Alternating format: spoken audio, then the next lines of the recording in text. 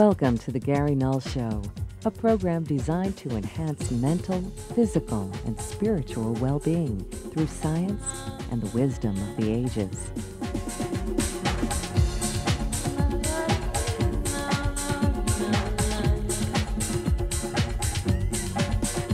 Let us take you on a journey of empowerment.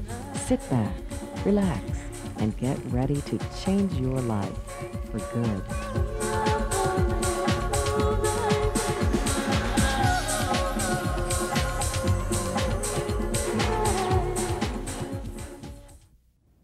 Hi everyone, I'm Gary Null. I'd like to welcome you to the Gary Null Show. For the past 3 weeks, we've been showing an original, award-winning documentary called Fatal Fallout. It's all about nuclear proliferation, the pros and cons. Let's take a look at this concluding chapter to a very important issue that affects everyone. Sometimes when we look at the old Atomic Energy Commission or the Nuclear Regulatory Commission, we see the same names coming up over and over again. These are the people that have worked for the commercial nuclear power industry, then worked for the government, and many people think it's like the goats guarding the cabbage patch. They are the same people. We have musical chairs within the nuclear industry. Musical chairs for people going from the government to commercial interests to the military and back into the government. We call this the nuclear priesthood. There is a high priesthood of these nuclear officials who think they know everything, and because of the Cold War ideology, they were blinded to the fact that low-level radiation is much more dangerous than they thought. They were blinded to the real impact that nuclear energy has had on the United States, where we have nuclear waste dumps that are rotting, polluting the surface of the earth. This nuclear priesthood got us into trouble. The solution to the problem is democracy. Why not let the light of democracy light up the shadows, light up the shadowy world of nuclear secrecy, this world where national security is used to cover up all sorts of dirty tricks? The average scientist tends to work now for corporate America, and they often sign documents saying they can't release or expose what they're up to. Or they might lose their job if they did. The nuclear industry is one of the more powerful industries in this country. It involves utilities who run nuclear plants. It involves companies like Westinghouse and General Electric who manufacture plants.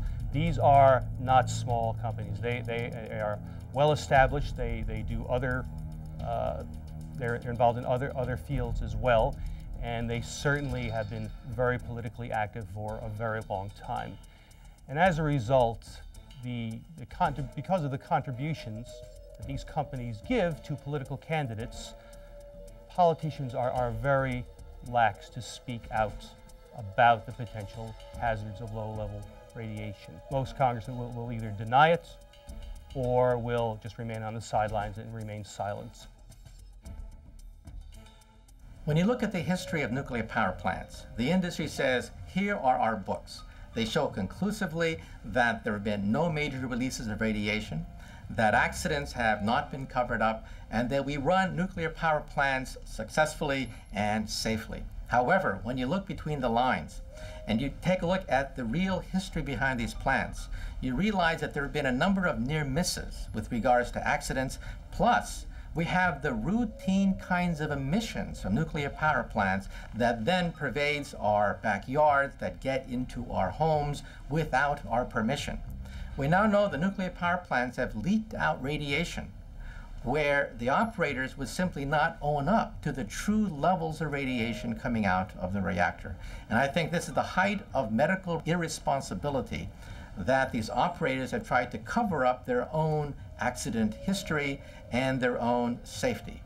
For example, take a look at the simple issue of how safe a nuclear power plant is when it's operating. The NRC did an experiment once. They took a loaded gun, they sealed it in plastic and put it in a suitcase, and they wanted to know how far a person could wander on a nuclear power plant site with a loaded gun before he was apprehended. It turns out that this test official went all the way to the control room, where he opened up his suitcase and took out a loaded gun encased in plastic so it couldn't do any damage.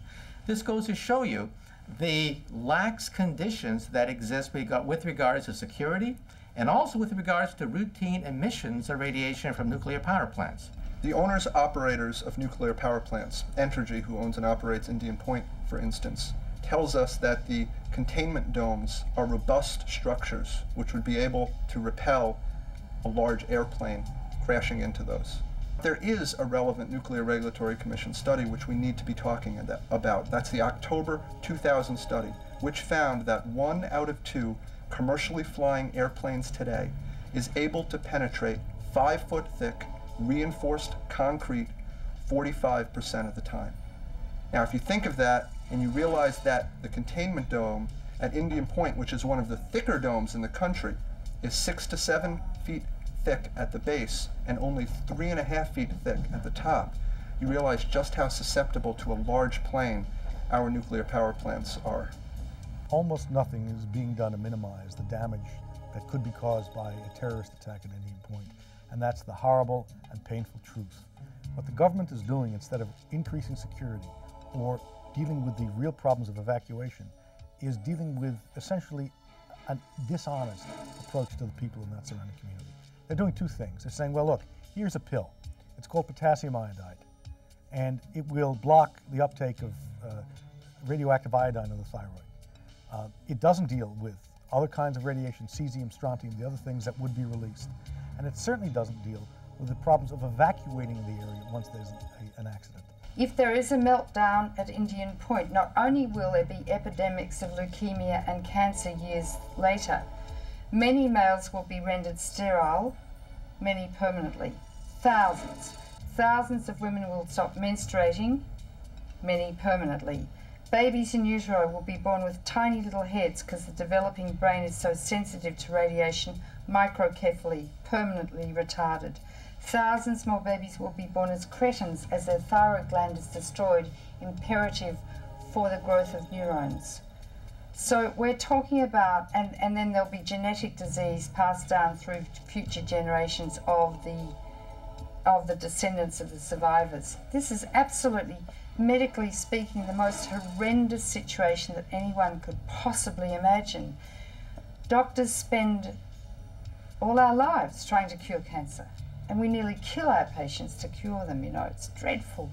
And yet we don't say anything, the medical profession, really. We don't stand as a body to condemn the nuclear industry, and for that I condemn my colleagues. And it's time that they got going to work on prevention of cancer, not just trying to cure it. Right now, our attempt to measure strontium-90 in baby teeth is the only such effort going on. But 40 years ago, when Barry Commoner started to collect his St. Louis baby teeth, every major country in the world initiated a baby teeth project and got the same results that we got here, showing that the strontium-90 levels reached a peak in 1963 and then went down. But today, there's no other country that's doing that. In the United States, what happened was that in 1970, the Nixon administration terminated the first baby teeth project because they felt that the decline from 1965 to 1970 meant that the danger was over. We're finding, however, that the danger is not over, that it's now recurring. We've published 3 articles in the medical literature about our findings. The biggest finding is that on Long Island in New York, where we've collected almost 600 teeth, the trends in childhood cancer and the trends in strontium-90 are the same. When one goes up, the other goes up.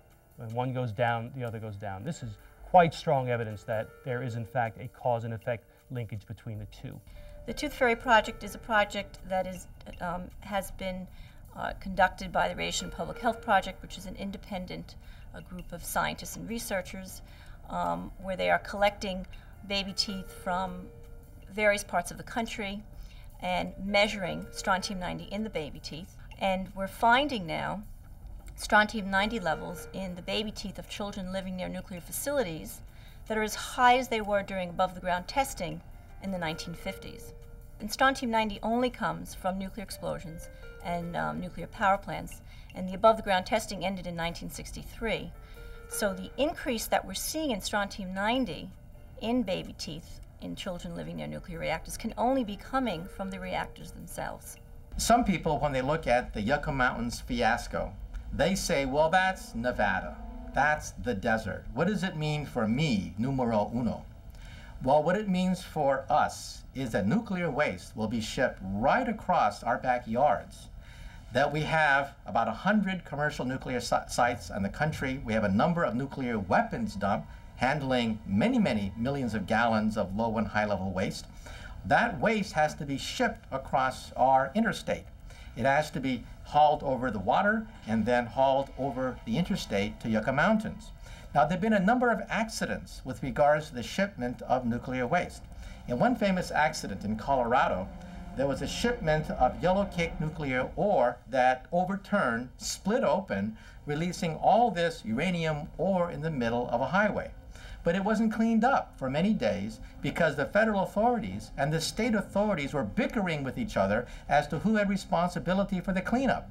Meanwhile, all this nuclear waste was essentially being blown into people's backyards. So there have been a number of accidents with regards to the day-to-day shipments of nuclear waste. And of course, if the Yucca Mountains is fully operational, it means that our interstates and our highway systems and our waterways will be used to transport literally tens of tons of this material right past our backyards. Geologists tell us that you do not know the stability of the area for the next 10,000 years. There could be earthquakes there. In fact, small tremors are recorded in the area. There could be another ice age in 10,000 years. There could be all sorts of problems with the geologic stability of an area because of the fact that geology is not a predictive science. Geology is a retroactive science, looking at the past. Also, we now know that the Yucca Mountain site itself may not be stable. It turns out that heat is generated by all this nuclear waste. Heat causes salt and rock to expand, and we may even see a large expansion of the site over the next several thousand years as these nuclear waste barrels corrode, split apart, and the stability of the area itself cannot be guaranteed. That's why I'm saying that even today, 50 years after the dawn of the nuclear age, we still don't know where the hell to put the nuclear waste. As the cuts, which will be made of metal, rust, over time, plutonium, which lasts for 500,000 years, is going to leach down through the crevices in the rock, and 10 pounds at some time will collect together, which is critical mass, blow the top off the mountain and blow 77,000 tons of radioactive waste into the four winds of the United States of America. That estimate was worked out by fellow scientists at Los Alamos Labs, and all the scientists said, yeah, we hadn't thought of that. It would be like a ridiculous way to handle nuclear waste. There is a safe way. It's good housekeeping. We should put it in above-ground containers that are hardened against airplane attack. We should keep it under guns, gates, and guards, and we should be doing that all over the world in cooperation with the United Nations. And just watch it, account for it. We haven't even taken an accounting. As a matter of fact, there's a civil society initiative to do a worldwide inventory of all the nuclear materials all over the world, and we have a website, and we're asking people to write in and talk about where the stuff is in their country, because the governments of the world don't want to account for it. Realize that there are about 2 million pieces of nuclear materials that are licensed by the government. Every year, about 300 of them are lost. Think about that. 300 out of 2 million pieces of nuclear materials are lost every year, of which only half are recovered. In other words, every year we lose track of about 150 of our nuclear materials. And I would say that less than 3% of politicians are scientifically literate. And if they don't understand genetics and biology, for starters, let alone chemistry and physics and the like, they almost have no right to be politicians these days, because it's science, unrestrained, unmitigated science, that is actually destroying the Earth. At the height of the Cold War, we criticized the Russians for allowing ideology to get in the way of real science. We criticized the Russians for forging documents, for exaggerating the effects of this or that. Now we realize that our own scientists were also prisoners of ideology. In the name of national security, we now know that American scientists were keeping double books on the GIs who were marched right up to the atomic bomb. We now know in the name of national security that radiation was released into metropolitan areas, into homes, and into the desert to calculate the effects of radiation as it dispersed through the American heartland. We now know that radiation, plutonium, X-rays were given to individuals, mainly convicts, mainly people with suffering from incurable diseases, or African Americans. But without their permission, they were exposed to plutonium and X-rays in the name of national security. In other words, there was a Faustian bargain. Faust was the mythical figure who sold his soul to the devil for unlimited power. And I think that the American people are also realizing that they too sold their soul to the devil. Because now we have these nuclear power plants that are sitting ducks to any kind of terrorist attack. We're now saddled with hundreds of millions of tons of nuclear waste, and we have no place to put this nuclear waste. We now have all these rotting nuclear facilities that are like open sores on the face of the earth that may cost up to $1 trillion to clean up. Leftovers from the Cold War. That's the Faustian bargain.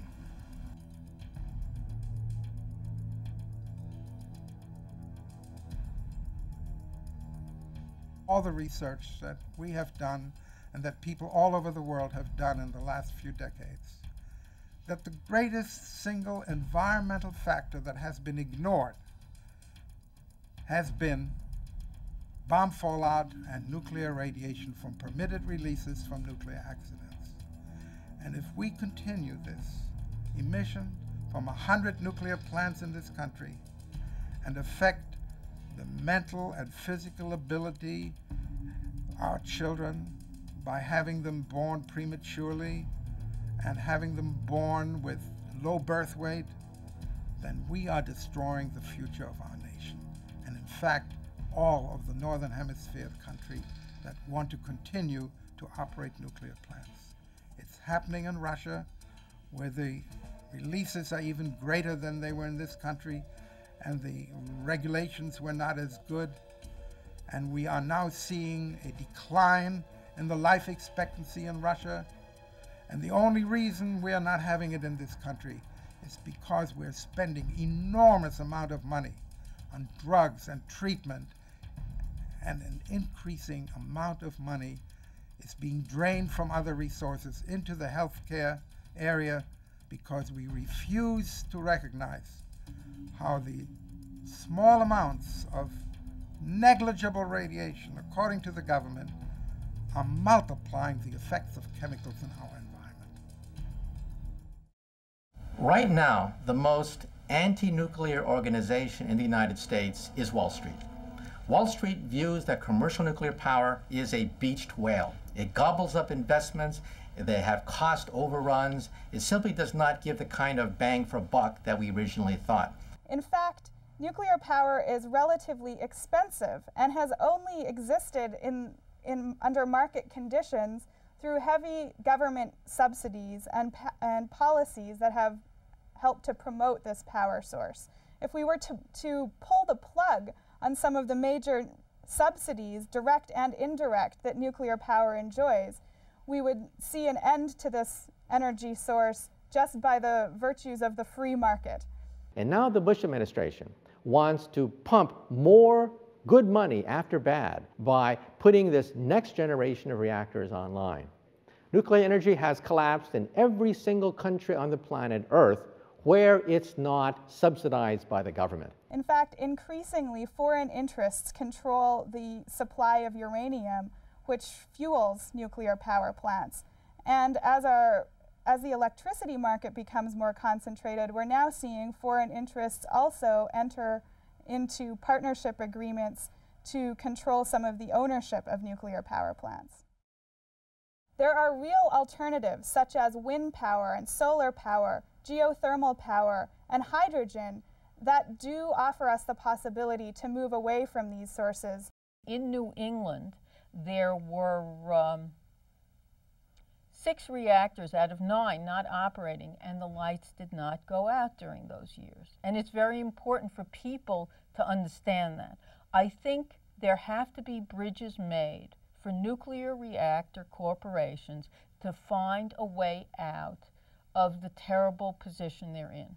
And if we put our policy influence and our money as taxpayers into promoting these sources of energy rather than continuing to prop up the failed nuclear experiment, we would have many options to choose from.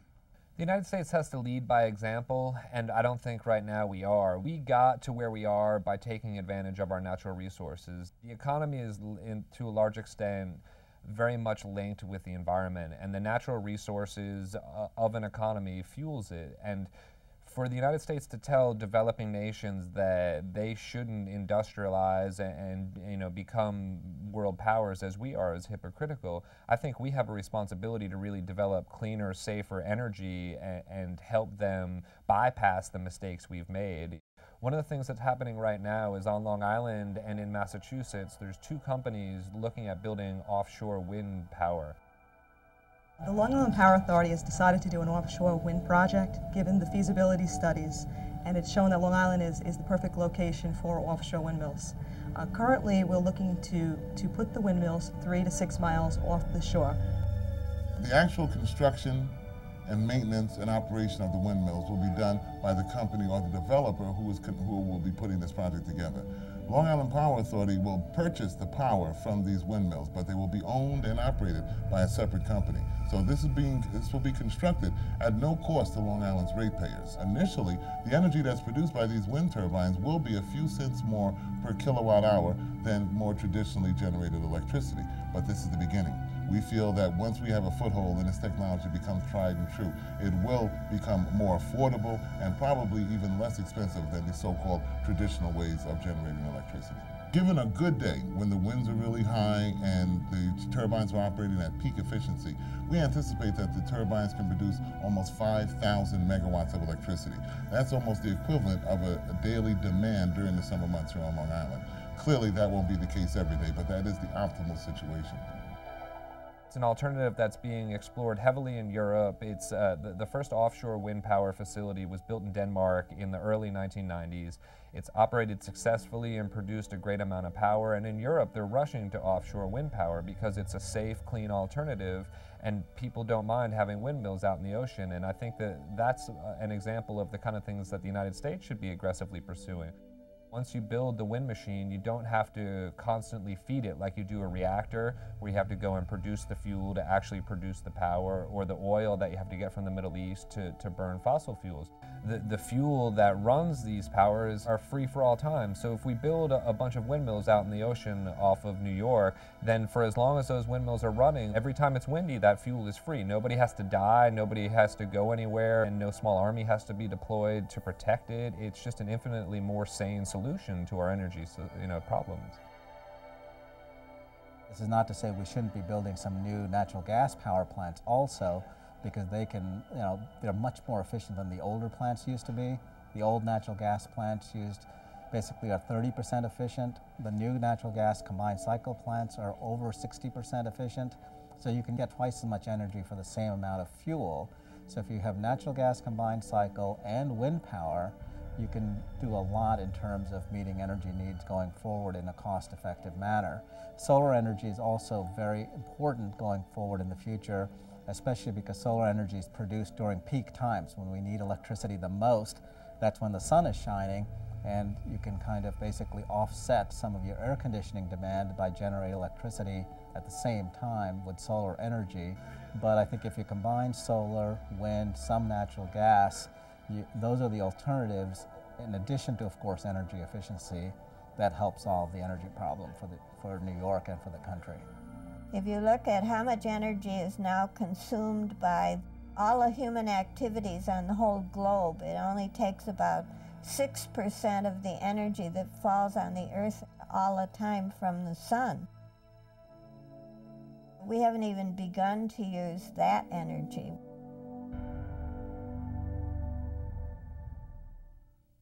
This is Riverside Park. This is the Hudson River in New York City. Now, 17 miles straight up here is Indian Point Nuclear Facility. 3 counties, 40 townships, 8 legislators have asked, close the plant. But the industry that supports nuclear facilities say, no, it's safe, there's not a problem. It's not possible in the limitations of one program to give you all of the information necessary to make informed choices. But it is important that you contact various advocacy groups so that you can participate in this dialogue. Without that, nuclear proliferation will continue. What if there is an accident? What will happen to all these millions of people in Manhattan and other areas? That's something we don't even want to think about, but we haven't planned for it. I'm Gary Knoll.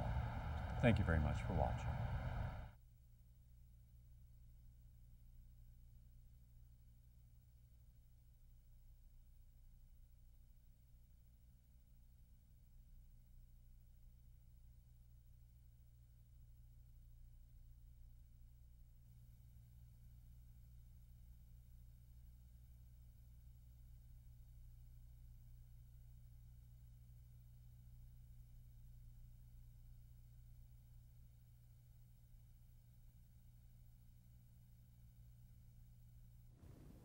I hope that this has given you a little more objective and fair-minded look at a very important social issue. I'll look forward to sharing more with you next week.